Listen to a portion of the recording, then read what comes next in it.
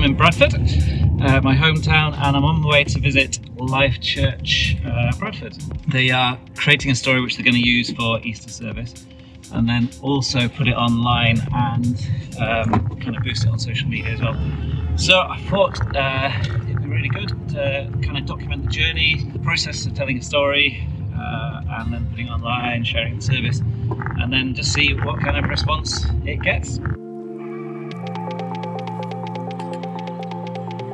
My name's Aaron Baxter. I am a pastor here at Life Church, oversee all our worship and creative ministry, and work with a great team here.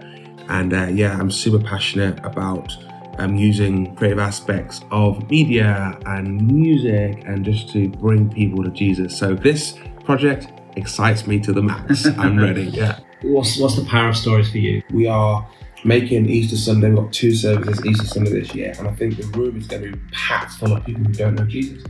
And I don't just want to ram the Bible down them. I don't want them just to listen to nice music, of which you will be. I really believe what's going to cause them to see the power of the gospel is actually through a live human story for someone who was so far away from God, who didn't know Jesus, and went down the line of drugs and alcohol, and nearly took their life, etc., but now came into the house of God, and because of the power of Jesus, their life changed. This is Bradford, as you can see behind me.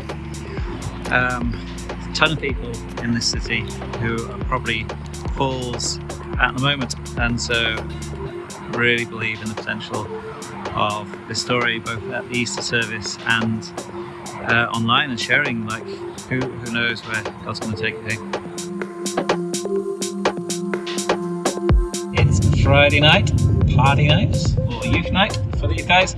I'm just going to drop these guys off at youth church, and then I am going to go and see Paul, meet him for the first time. Had a phone call with him this week, heard his story. Tonight I'm going to go and do an audio interview of him. The reason I do audio interviews is because it's less scary. Like, when people being interviewed, I think you get a lot more natural conversation flowing and authentic responses. So yeah, I'm going to drop these guys off at youth and then go and see Paul. So I am here with Paul and his wife Christine. Yeah, so we are about to thank you for having us, and thank you for sharing. Just for those watching this, like, why do you want to share your story? Like, well, I've always wanted to share my story for a long time. Okay. Never thought it'd ever happen. So here's the chance to tell my story of my life. So I'm so glad I could do it and help somebody else along the way.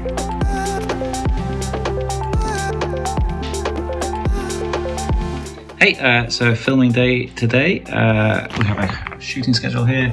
Camera's all prepped. We've got a little gizmo on top to try and put this phone on top so you can see a little bit of what it's like behind the scenes. But we're going to film from about 3 till 9 and try and capture some areas and locations that are relevant to Paul's story.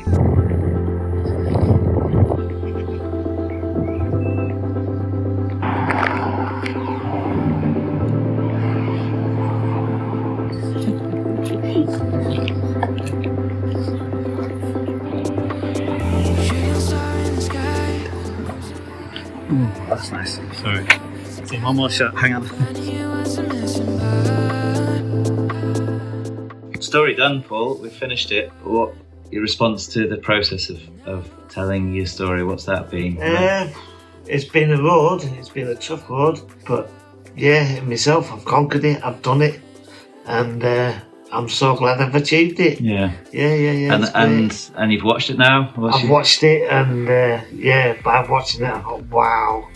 Yeah, I couldn't believe I'd done it, but I've done it. Yeah. Yeah. And a few, I suppose, nerves around kind of sharing now. You know, it's going to go public now. Yeah. I have a few nerves and a bit of backlash in my head, but I'll get through it. I'll cope with it, so it's fine. There's a lot of courage in sharing stories, so there's a lot of courage, all credit to you for sharing it. Yeah. And if I can do it, you can do it out there. There's 2 services on Sunday morning, and then it's going to be released online to Facebook and YouTube and all that kind of stuff as well. And I guess we don't know where it's going to go, right? You know, you don't know.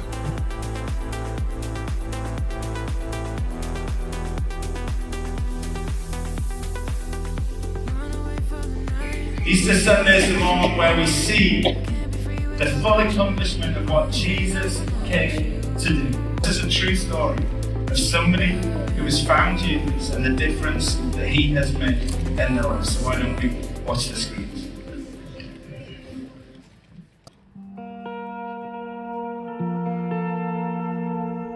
So when I was 17, me and my brother moved to Bradford just to get away from my dad. And then I just sort of like stood here.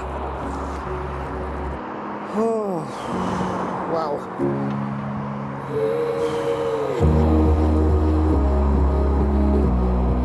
For most of my life, I've felt empty, lonely, down. God's in my life now, so I feel lively, open, and full of love.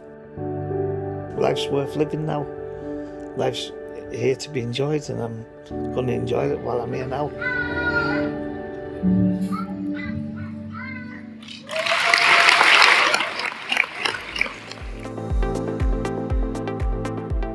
So it's 4 weeks after Easter now, and let's find out how the online sharing side of things has gone. With Paul's story, I kind of came on board at the point where we were ready to go, ready to kind of send it out there.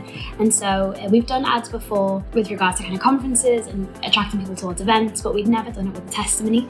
And so I was really excited about the idea of pushing someone's testimony out online, just so it could kind of catch some people and let them know about the goodness of God and what he could do in people's lives. So we tried it. We kind of went from scratch and we tried it out. We launched it on Instagram and Facebook, and we ran an ad campaign through Facebook, which would kind of land it on other people's pages. We also put it on YouTube. There was actually 2 pieces of media created, a shorter version, which would kind of catch attention, kind of leave people hanging a little bit so that they could go through and see the full thing. And then we created a landing page. As a church, just practically, we don't have the resource or the staff to handle maybe all of the leads that would come through that, but we know that there's answers somewhere. So we kind of had a bunch of different links that were relevant to problems that were raised in the video, things like mental health services and charities, anyone struggling with suicidal thoughts. Like we had a link to go through there. For anyone interested in faith and kind of the God aspect of that and like resonated with what Paul said, we had Alpha, and we also had a Connect with us at church. So we just wanted to make sure people could land somewhere, wherever that was, whether that was with us or whether that was outside of this kind of church. There was a few things that we knew we wanted to do when it came to promoting the story, just to make sure we could catch as many people as possible outside of the kind of typical church bubble. When it came to demographics, we really wanted to make sure it was hitting people who don't have typical church interests, things like partying, nightclubs, or maybe specific hobbies that would attract maybe more non-Christians than Christians. So with Facebook ads, when you send it out, a huge part of it is just learning how to do that, the practicals of it. It took me a little while to figure it out. One thing that you can do is set a limit on the spend, which is really important. And I've forgotten to do that a few times, but I've learned from that mistake. And so what Facebook will do is it'll optimize every kind of piece of information that you put in. So the limit that you put for spending, it will optimize that on certain days according to when your followers are most active and things like that. The same with demographic. It will optimize the ad for times where they are most active or in areas that they're most prevalent and things like that. So there's a button on there that you can click which will say optimization. Just a practical tip, which is really helpful. We put £200 behind this ad, roughly £20 a day for 10 days. Like, as I said, Facebook kind of optimizes this spend depending on when your followers are most active.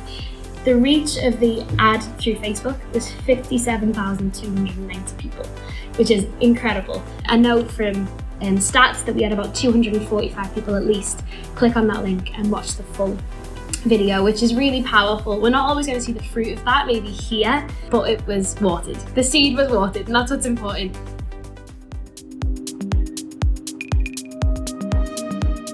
What I think is really important is obviously that we can put it in our service, which will hit the amount of people in your service. But what I really think was powerful is that when we put it online, it obviously opens up the doors to a world of other individuals who aren't yet saved, come from different faiths. Because what you can't take away from a life changed, a life change is factual. Like Jesus has changed Paul's life, and he's clearly said that. And we don't know, I guess it's a seed. We don't really know the fruit that will come of it, and the seed of investment that you put by seeing it by different people and different souls that are going to watch it online.